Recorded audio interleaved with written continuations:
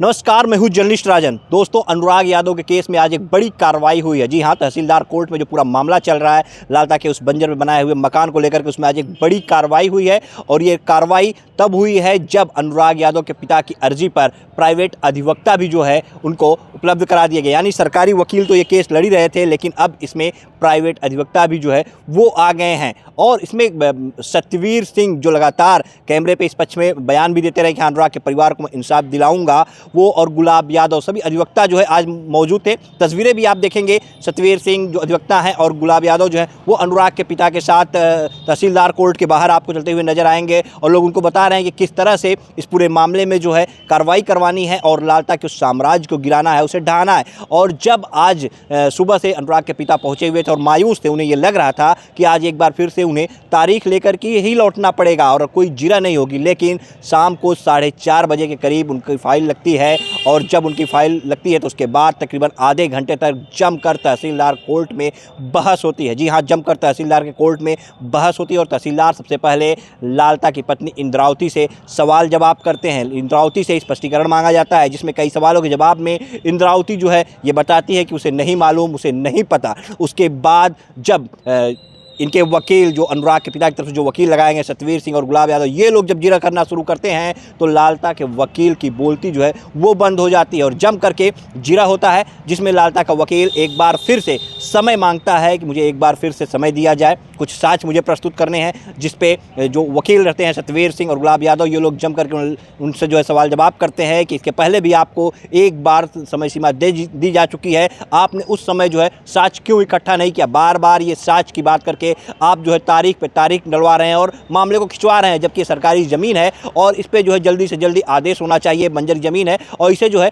खाली करा लेना चाहिए। तो ऐसे में उसके बाद जो है तहसीलदार ने न्यायिक व्यवस्था को देखते हुए एक बार फिर से अंतिम तारीख जो है अंतिम तारीख दी है। यानी 10 मार्च की तारीख अंतिम तारीख तय की गई है कि उस दिन लालता के जो वकील है उसे जो है साक्ष्य प्रस्तुत कर देना है। अगर उस दिन लालता का वकील साक्ष्य प्रस्तुत नहीं कर पाता है तो उस दिन के बाद जो है फैसला आ सकता है। जी हाँ, आखिरी तारीख जो है वो 10 मार्च हो गई है। ये अंतिम तारीख मानी जा रही है। जो अधिवक्ता है गुलाब यादव, उन्होंने जो कुछ बताया हम आपको सुनाएंगे। साफ तौर पे क्या कुछ उन्होंने इशारा किया कि इस पूरे मामले में अगली तारीख में क्या हो सकता है और कैसे तहसीलदार ने जो है इस तारीख की समय सीमा जो है 10 मार्च की वो तय की और किन बिंदुओं पर तय की, वो हम आपको बताएंगे। साथ ही पिता रामजीत हैं जो कि सुबह से यहाँ पे पहुँचे हुए थे, तो क्या उम्मीदें लेकर के वो पहुँचे हुए थे वो भी हम आपको सुनाएंगे। और कितना उन्हें जो है जब उनकी उम्मीदों पर उनको लगा कि हाँ आज कुछ जिरा हो रही है, और जब अधिवक्ता जो सत्यवीर सिंह जो युवा अधिवक्ता है वो और गुलाब यादव जब लोगों ने जिरा की उनके पक्ष में बोलना शुरू किया तो आधे घंटे तक लगातार जो है वहाँ पे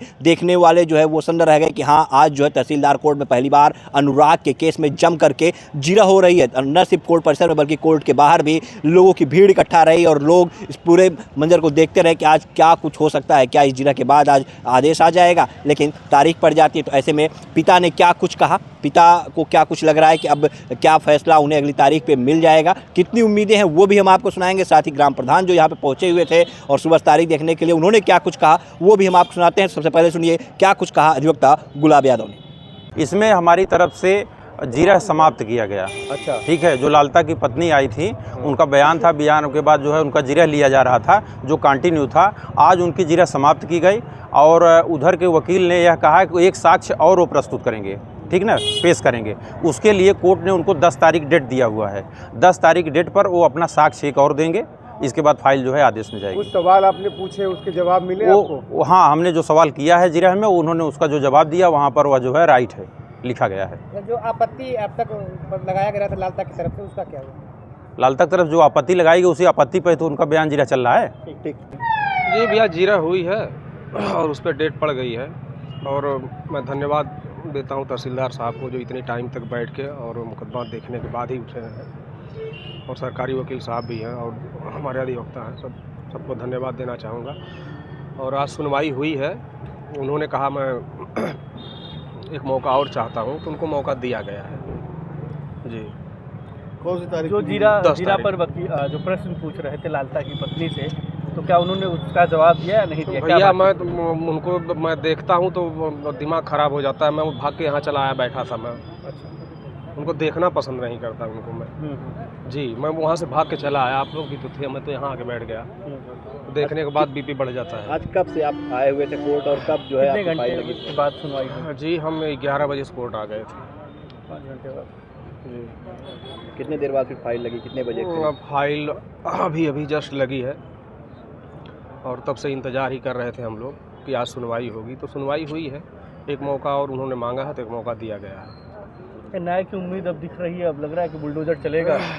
भैया उम्मीद ही तो करके बैठा हूँ, अब क्या होगा क्या नहीं होगा अब ये तो मैं भविष्य नहीं बता पाऊँगा, लेकिन उम्मीद ही तो करके बैठा हूँ। अच्छा, जैसे कोर्ट से निकलती हैं लालता की पत्नी, वैसे कहा जाए तुरंत भाग जाती हैं, उनको नहीं लगता कि वो रुकती उनके नहीं पास और जवाब है कुछ?